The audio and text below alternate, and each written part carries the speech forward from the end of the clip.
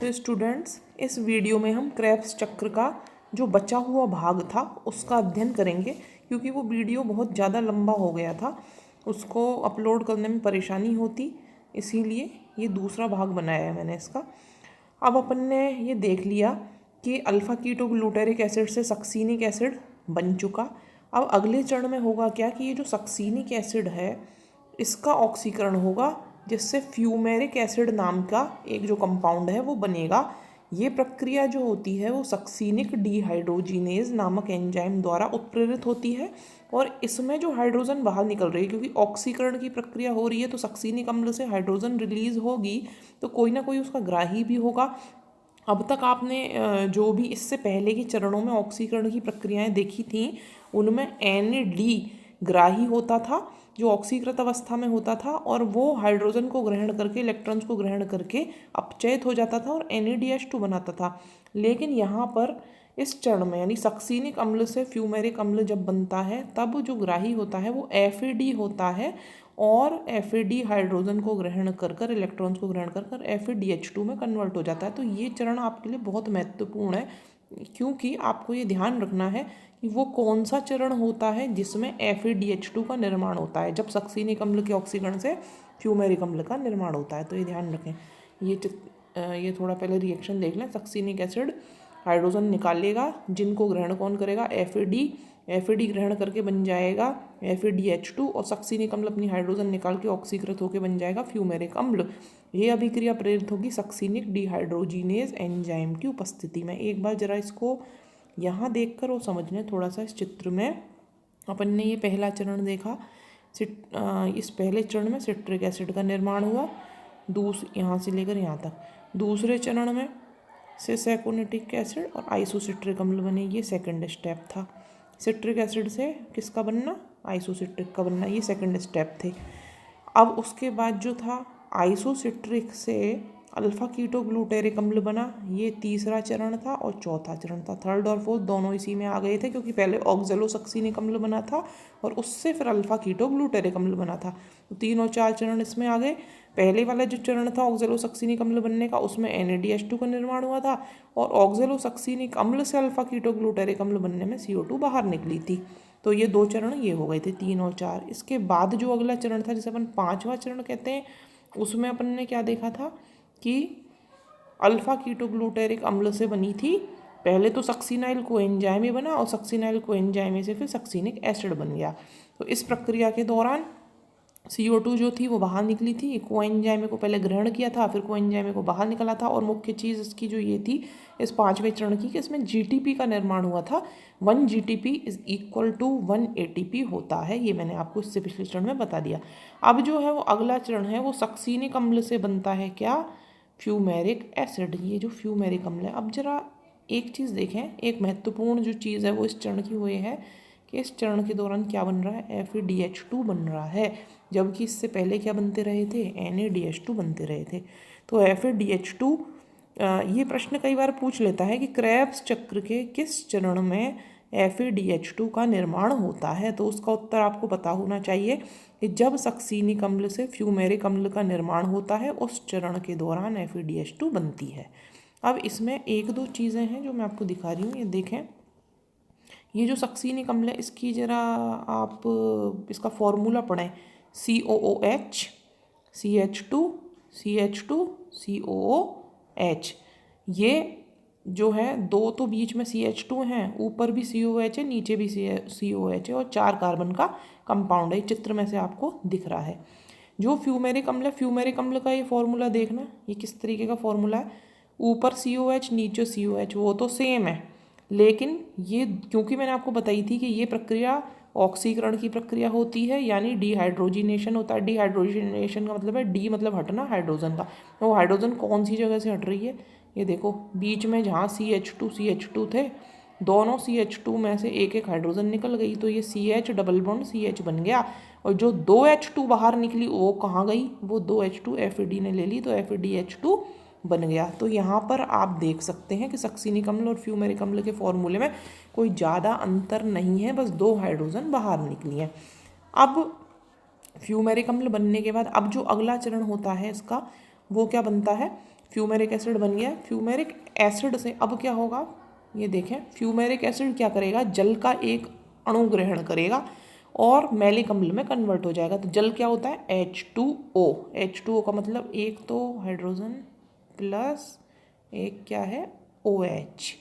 तो अब अभी अपन ने क्या फॉर्मूला देखा था ऊपर, किसका, फ्यूमेरिक एसिड का। अभी मैंने आपको बताई थी COOH है, फिर CH है, फिर डबल बॉन्ड CH है, फिर COOH है। तो ये क्या था, ये तो फ्यूमेरिक एसिड है। यहाँ इसकी आप क्रिया किससे करा रहे हो, जल से। जल में भी मैंने बताई एक हाइड्रोजन है, तो मान लीजिए ये हाइड्रोजन यहाँ जुड़ गई, तो ये क्या बन गया, ये बन गया CH2। ये क्या बन गया है, ये बन गया है CH2। एक मिनट, COOH CH2 और दूसरा जो C डबल बॉन्ड CH था उस पर CHOH, क्योंकि जल में एक हाइड्रोजन तो यहाँ चली गई, OH यहाँ चला गया और COH जुड़ा रहा। तो ये जो स्ट्रक्चर बनी है इसको अपन क्या कहते हैं, इसको कहते हैं मैलिक अम्ल। और ये प्रक्रिया किस एंजाइम की उपस्थिति में संपन्न होगी, फ्यूमेरेज की उपस्थिति में। तो ये चरण आप देख लें, फ्यूमेरिक अम्ल जल के एक अणु से मिलेगा, मैलिक अम्ल बनाएगा। मैलिक अम्ल का फॉर्मूला क्या होगा, COOH CH2 CHOH COOH। और फ्यूमेरिक एसिड का क्या था, COOH CH double bond CH और फिर नीचे COOH। तो ये अपन को ध्यान रखना है। मैलिक अम्ल, फ्यूमेरिक अम्ल और सक्सीनिक अम्ल के फॉर्मूले में ज़्यादा फर्क नहीं है, थोड़ा सा डिफरेंस है। फ्यूमेरिक एसिड से बन गया है मैलिक एसिड। अब आखिरी चरण रह गया, लेकिन आप उससे पहले इस चित्र में इसको देख लें। सातवां चरण जिसे अपन कहते हैं फ्यूमेरिक अम्ल से किसका बनना, मैलिक अम्ल का बनना। ये चित्र किसका है, ये है फ्यूमेरिक अम्ल का, COH CH double bond CH COH। और ये जो चित्र है ये है मैलिक अम्ल का। ये फॉर्मूला देख लें, COH CHOH CH2 COH। तो वहाँ पे फ़र्क सिर्फ क्या अंतर नज़र आ रहा है आपको फ्यूमेरिक और मैलिक में, कि सेकंड नंबर का जो कार्बन है उस पर हाइड्रोजन जुड़ गई है तो CH2 बन गया है, और थर्ड नंबर के पे क्या बन गया है, जल जुड़ गया है। वो ऊपर नीचे आप कहीं से भी देख सकते हो, वो सेम ही रहेगा, चाहे आप इसमें जोड़ दो ऊपर वाले में चाहे नीचे वाले में, कोई किसी में H जोड़ दो किसी में OH जोड़ दो, क्योंकि ये स्ट्रक्चर जो है वो ऑलमोस्ट सेम ही है। अब इसमें हुआ क्या, ये FeDH2 बन गई।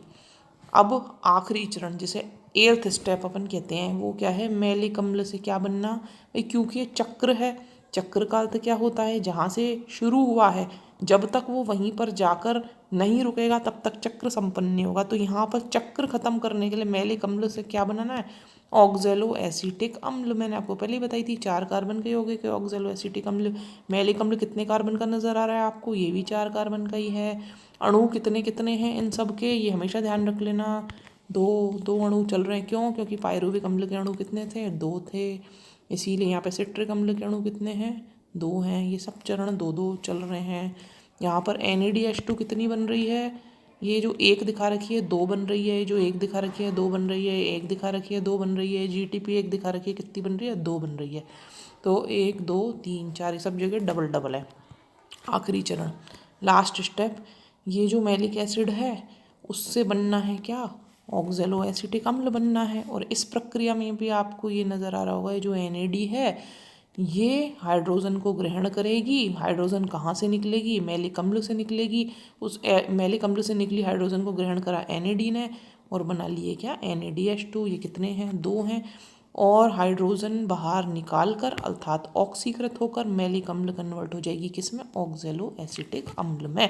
तो ये सारा खेल जो है वो किसका है, ऑक्सीकरण का। जो कंपाउंड्स हैं वो ऑक्सीकृत हो रहे हैं, और ऑक्सीकृत होने का मतलब फिर से एक बार मैं आपको बता देती हूँ, अच्छी तरीके से समझ लें।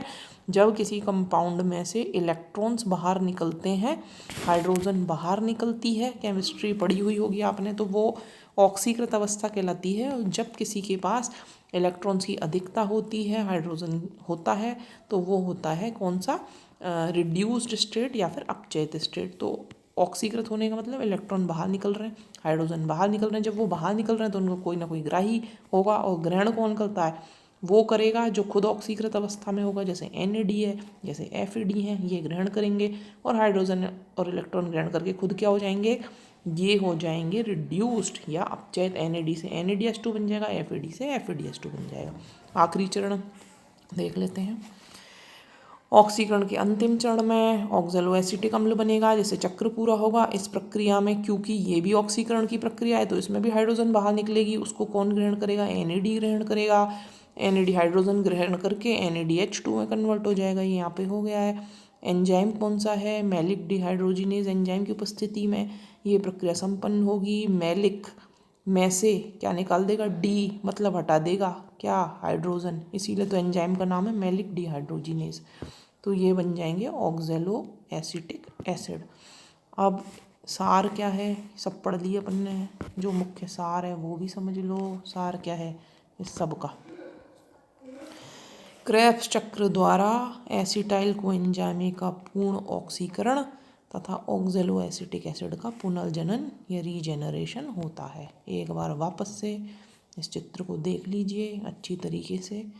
इसके बाद क्रेब्स चक्र का एक जो तीसरा भाग है वो बाकी रह गया, जिसमें अपन इसके एनर्जी रिलेशंस का अध्ययन करेंगे। Thank you.